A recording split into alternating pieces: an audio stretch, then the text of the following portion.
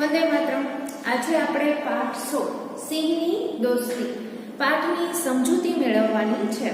હવે પાઠની સમજૂતી મેળવતા પહેલા આ પાઠના જે શબ્દાર્થ છે આપણે પહેલા એ લખીશું અને ત્યાર પછી આપણે પાઠની સમજૂતી મેળવીશું. પાઠનું નામ છે સિંહની દોસ્તી. પાઠના લેખક છે ભાણભાઈ ગીડા અને પાઠનો સાહિત્ય પ્રકાર છે લોકકથા.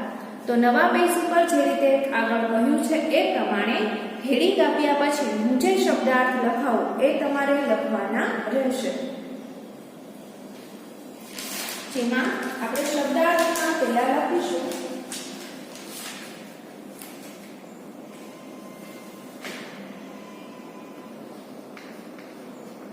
શબ્દ સમજૂતીનું હેડિંગ આપવાનું.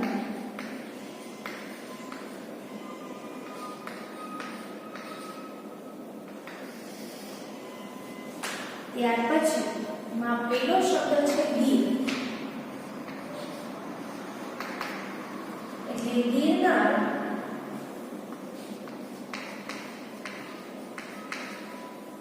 ડુંગરની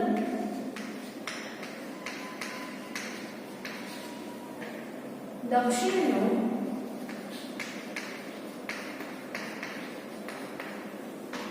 ગિરિમાળાનો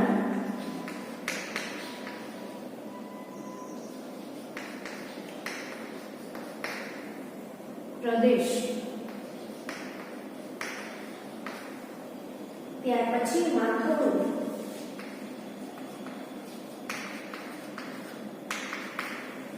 એટલે લગભગ 6 ફૂટની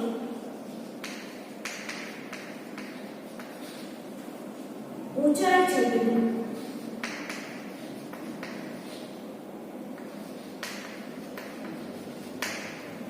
ત્યાર પછી ભેખડ,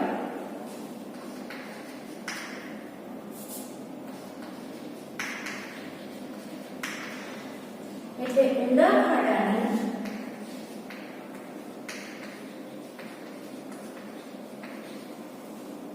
ઊભી કોર.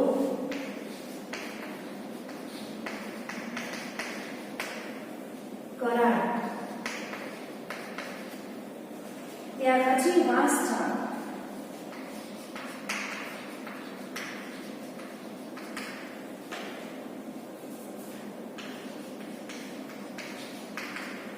એટલે વાંસ જેટલા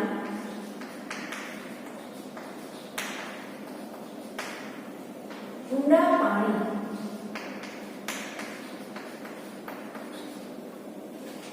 ત્યાર પછી સોનાના કટકા જેવી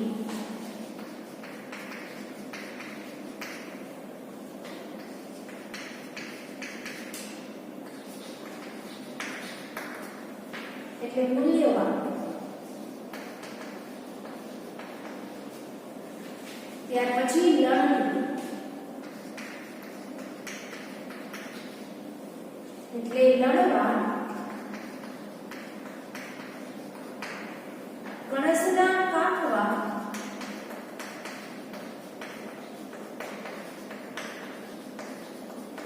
ની ક્રિયા. ગુનો, ઊંડા પાણી વાળી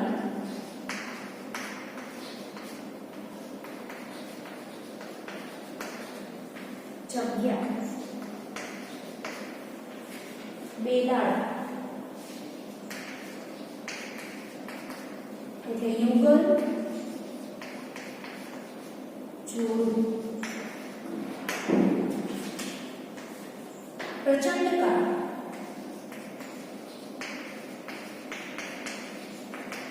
એટલે વિરાટ કે વિકરાળ શરીરવાળું.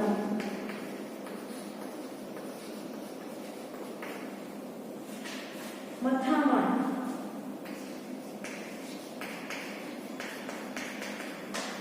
છૂટવાનો પ્રયાસ.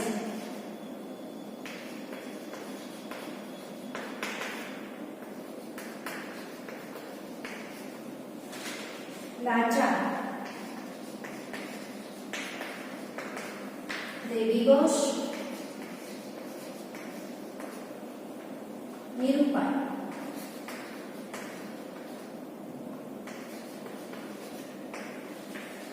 ત્યાર પછી છે હતાશ. હતાશ એટલે કે નિરાશ.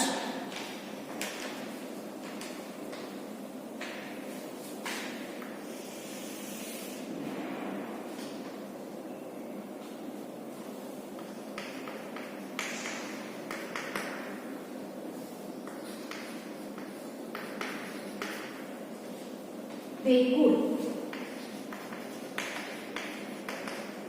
એટલે રેતી. વર્તાવું એટલે જણાવું, દેખાવું.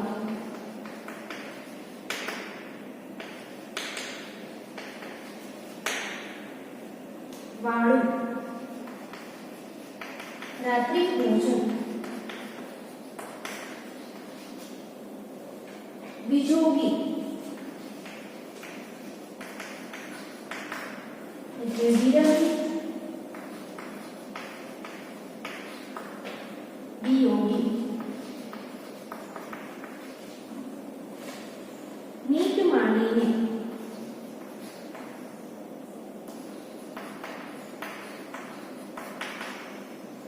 એકી ટસે જોતો.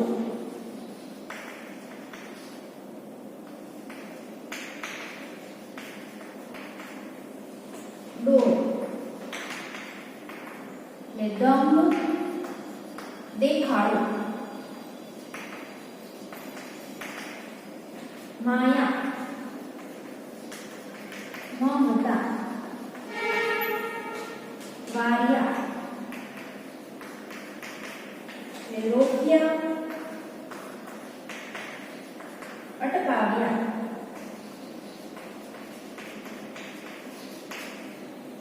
જખમ હા. વેઠવું સહન કરવું. બક્ષનાર આપનાર. હવે આ છે આ પાઠના શબ્દાર્થ કે જે વાંચી જાવશું, ધ્યાન આપજો. આ જ રીતે તમારે તમારી પાકી બુકમાં વ્યવસ્થિત સારા અક્ષરે લખવાના છે. હવે એમાં પહેલો શબ્દ છે ગીર એટલે ગિરનાર. ડુંગરની દક્ષિણનો ગિરિમાળાનો પ્રદેશ. માથોડું એટલે લગભગ 6 ફૂટની ઊંચાઈ જેટલું. ભેખડ એટલે ઊંડા ખાડાની ઊભી કોર, કરાડ. વાસજાળ પાણી એટલે વાસ જેટલા ઊંડા પાણી. સોનાના કટકા જેવી એટલે મૂલ્યવાન. લણણી એટલે લણવા જે અણસરા કાપવાની ક્રિયા છે એ. ગુનો એટલે ઊંડા પાણી વાળી જગ્યા. બેલાડ યુગલ, જોડું. પ્રચંડકાય એટલે વિરાટ કે વિકરાળ શરીર વાળો. મથામણ એટલે છૂટવાનો પ્રયાસ. લાચાર દિવસ ને નિરૂપાય. ત્યાર પછી હતાશ એટલે નિરાશ. વેકુળ એટલે રેતી. વર્તાવ એટલે દેખાવો કે જણાવો. વાળો એટલે રાત્રિ ભોજન. વિજોગી એટલે વિરહી, વિયોગી. મીટ માંડીને એકી ટસે જોતો. ડોળ એટલે દેખાડો કે દંભ. માયા મમતા. વાર્યા એટલે અટકાવ્યા, રોક્યા. જખમ એટલે ઘા.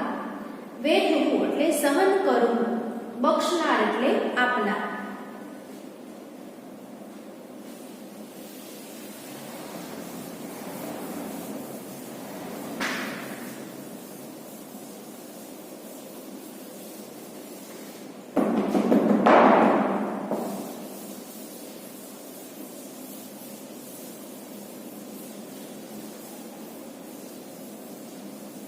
હવે છે આપણે પાકી બુકમાં તમને શબ્દાર્થ લખાવીએ છીએ. સાથે સાથે તમારા જે પાઠ્યપુસ્તક છે એ પાઠ્યપુસ્તકમાં શબ્દાર્થ હોય છે, કહેવત, રૂઢિપ્રયોગો વગેરે આપેલા હોય છે. તો જ્યારે પણ આપણે પાઠની સમજૂતી મેળવતા હોઈએ ત્યારે એ પાઠ પૂરો થાય એટલે તમારે જે શબ્દાર્થ છે એ આપણે એકવાર વાંચી જવાના. રૂઢિપ્રયોગ હોય કે કહેવતો હોય એ તમે પાઠની શરૂઆતમાં કે પાઠ પૂરો થાય પછી એમ 2 વાર વાંચશો એટલે વધુ સારી રીતે તમને સમજાઈ જશે. આજનું તમારું હોમવર્ક છે એ રહેશે કે આજે આપણે જે કંઈ પણ શબ્દાર્થ લખાવેલા છે આ પાઠના એ ફરી એકવાર વાંચી જવાના. તો પાઠ 16 સિંહની દોસ્તી. પાઠના લેખક છે ભાણભાઈ ગીડા. જન્મ 11/10/1926, અવસાન 22/5/1984. આગળ જે રીતે કહ્યું છે એ પ્રમાણે તમારે બુકમાં પાઠનું નામ, પાઠના લેખકનું નામ, એમનો જન્મ, અવસાન હોય તો અવસાન, આ બધી જ વિગત છે વ્યવસ્થિત સારા અક્ષરે લખવાની. ત્યાર પછી શબ્દ સમજૂતીનું હેડિંગ આપ્યા પછી જે શબ્દાર્થ લખાવ્યા છે લખવાના હોય છે. ભાણભાઈ દાદાભાઈ ગીડાનો જન્મ રાજકોટ જિલ્લાના જસદણમાં થયો હતો. તેઓ ગીરના જંગલોમાં ખૂબ ફર્યા હોવાથી ત્યાંના સિંહો વિશેનો એમનો અભ્યાસ ઘણો ઊંડો હતો. નમણી ગીર તથા સોરઠનો શણગાર લેખમાળાઓ આપી હતી. સિંહ અને માણસ વચ્ચેની દોસ્તી અને વફાદારીની અદ્ભુત કથા આ વાર્તામાં પ્રસ્તુત કરી છે. આ જે પાઠ છે એમાં મનુષ્ય અને જે સિંહ વચ્ચેની મિત્રતા છે એનું વર્ણન કરવામાં આવ્યું છે. લોકભાષાનો સચોટ અને સબળ ઉપયોગ તથા અનુરૂપ વર્ણનો આ વાર્તાને વધુ જોમવાળી બનાવે છે. પશુ પ્રત્યે પ્રેમ અને સંવેદનાનું ઉત્તમ ઉદાહરણ આ લોકકથા પૂરું પાડે છે. એક પશુ માટેનો જે પ્રેમ છે, જે સંવેદના છે આપણને જોવા મળે છે. પાઠની શરૂઆતમાં ગીરના જંગલને અડીને જૂનાગઢથી આશરે 25 ગામ દૂર અને સાસણગીરથી આશરે 6 ગામ દૂર મોટી મૂળપરી નામનું એક ગામ આવેલું છે. ગામના પાદરમાંથી એક મોટી નદી વહી જાય છે. નદીને કાંઠે 2 માથોડા ઊંચી ભેખડો છે. નદીના વાસજાળ પાણીમાં મગર શેલારા મારે છે. સોરઠના સીમાડે આવેલા આ મૂળપરી ગામે માત્રાવાળા નામે દરબાર રહે. નદીને કાંઠે માત્રાવાળાની સોનાના કટકા જેવી જમીન આવેલી છે. હવે અહીંયા છે એ ગીરના જંગલને અડીને જૂનાગઢથી આશરે 25 ગાંવ દૂર અને સાસણગીર છે ત્યાંથી આશરે 6 ગાંવ દૂર મોટી મોણપરી નામનું એક ગામ આવેલું છે. હવે ગામનું જે પાદર છે એ ગામના પાદરમાંથી મોટી નદી છે વહી જાય છે.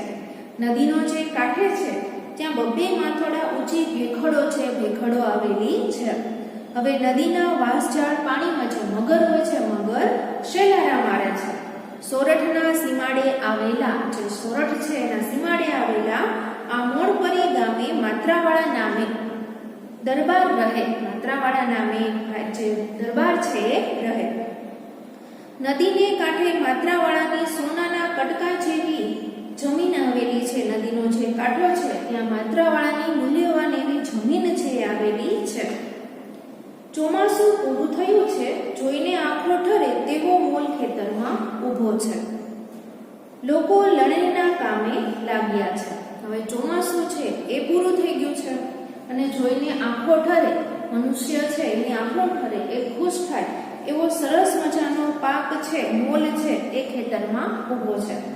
લોકો છે લણણીના કામે, આપણે જે જોયું લણણીના કામે લાગ્યા છે. આવા એક દિવસે નમતા બપોરે દરબાર માત્રાવાળા ખાટલો ઢાળીને ખેતરમાં બેઠા છે. હવે આવા એક દિવસની વાત કરવામાં આવેલી છે કે નમતા બપોરે દરબાર માત્રાવાળા જે છે એ ખાટલો ઢાળીને ત્યાં ખેતરમાં બેઠા છે.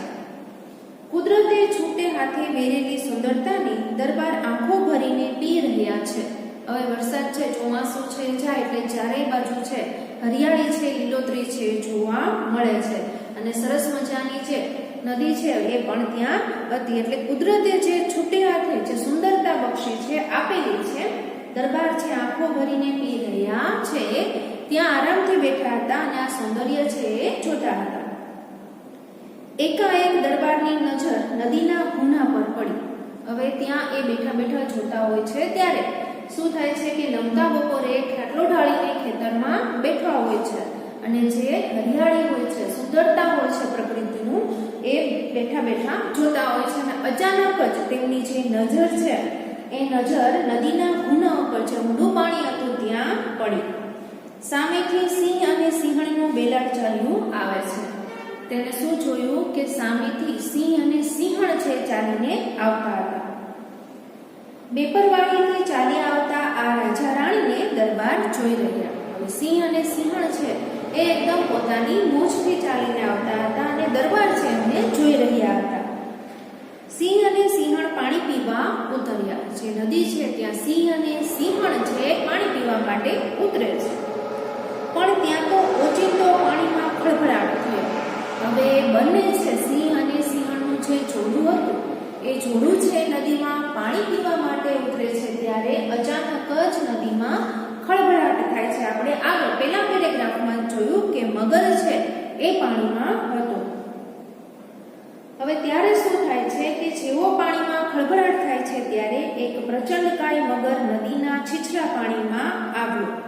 સિંહ અને સિંહણ છે પાણી પીવા માટે ઉતર્યા હતા પણ ત્યાં તો ખળભળાટ થાય છે અને ખળભળાટ થયો એટલે એક પ્રચંડકાય મગર એકદમ જે મોટી કાય છે આપણે કહીએ કે વિકરાળ છે મગર છે એ નદીનું જે છીછરું પાણી હતું કે છીછરા પાણીમાં આવ્યું અને સિંહણને પૂંછડીનો ફટકો મારીને ઊંડા પાણીમાં ખેંચવા લાગ્યો. સિંહ અને સિંહણ છે પાણી પીવા માટે ઉતરેલા હતા.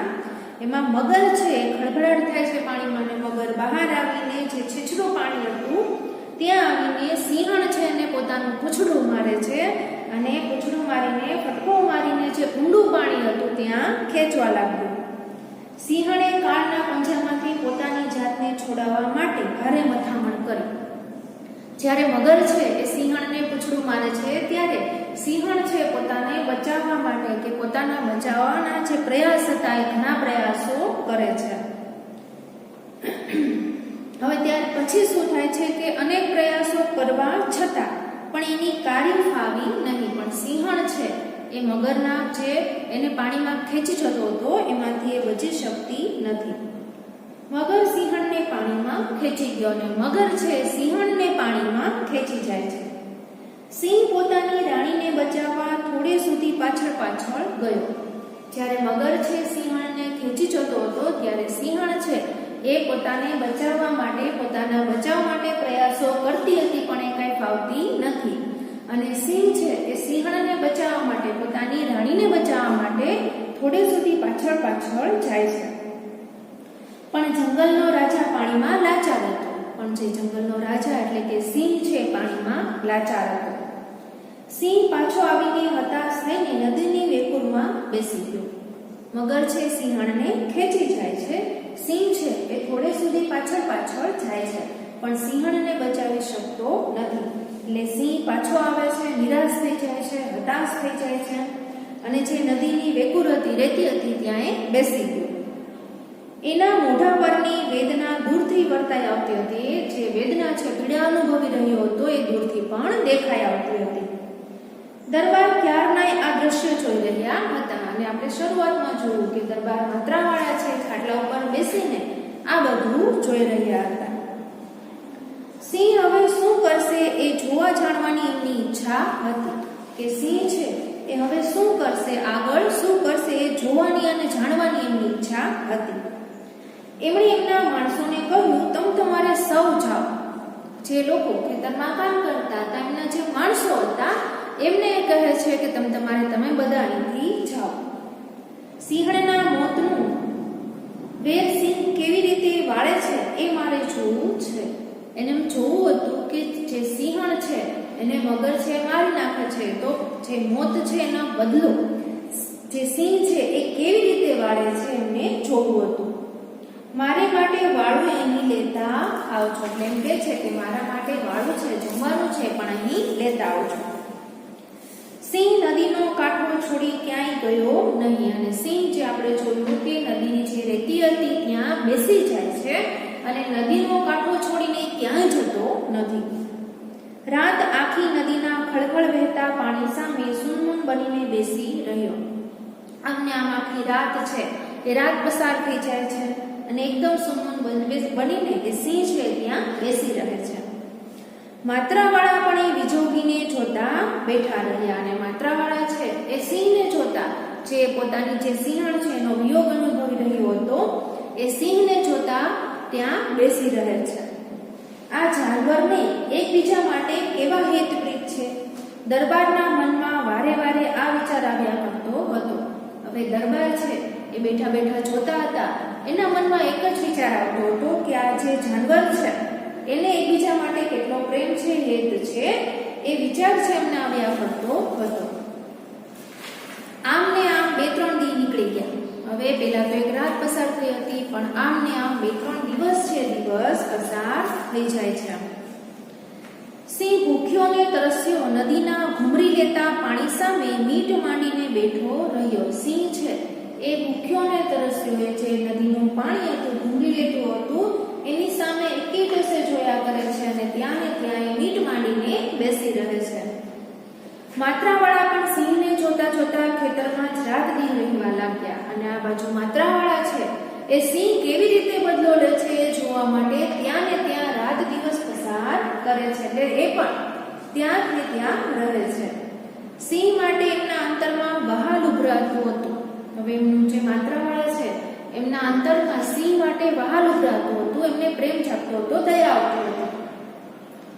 2-3 દી થયા અને એક દી પાણીમાં ફરી ખળભળાટ થયો.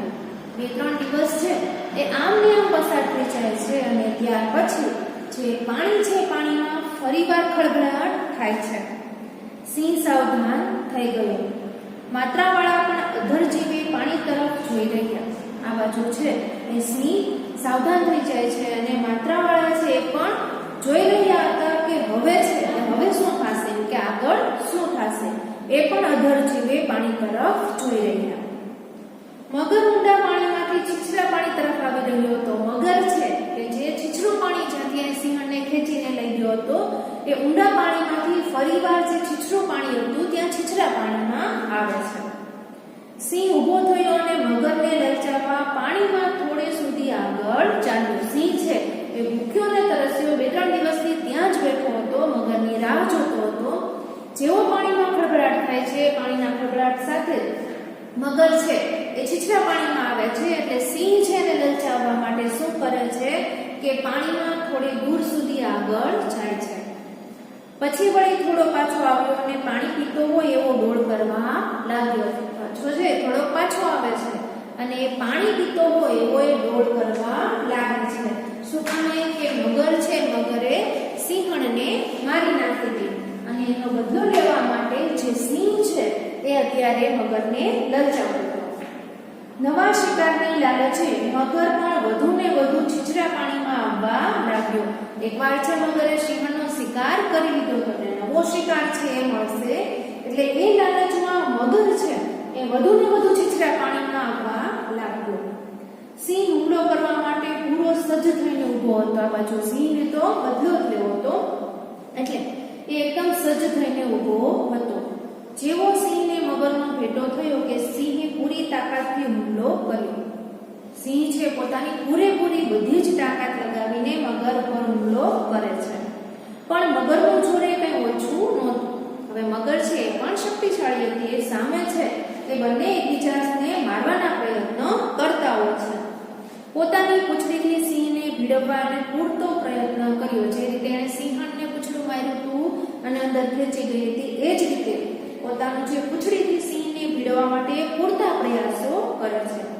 2 બળવાન જીવો જાનની બાજી લગાવીને લડી રહ્યા હતા. અહીંયા છે એ બંને બળવાન જીવ છે એ પોતાનો જીવ જોખમમાં મૂકીને જાનની બાજી છે લડી રહ્યા હતા. ઘડીકમાં મગર સિંહને પાણી તરફ ખેંચતો હતો, ઘડીકમાં સિંહ મગરને રેતી તરફ ખસેડતો હતો. ઘડીક શું થતું હતું કે સિંહ છે એ મગરને ખેંચતો હતો અને ઘડીક છે એ મગર સિંહને ખેંચતો હતો. ગામના લોકો પણ ખબર પડતા આવે કે રૂવાડા બેઠા કરી દેતું આ દ્રશ્ય જોવા સિંહમાં દોડી આવ્યા હતા. દરબાર માત્રાવાળા છે તો ત્યાં બેઠા બેઠા જોતા જતા, પણ જેવી આ વાત છે ગામના લોકોને ખબર પડે છે એટલે ગામના લોકો છે એ પણ ત્યાં જોવા માટે આવી જાય છે. દરબારના ખાટલાની આસપાસ ગોઠવાઈને સૌ અધ્ધર શ્વાસે સિંહ અને મગરનું યુદ્ધ જોતા હતા.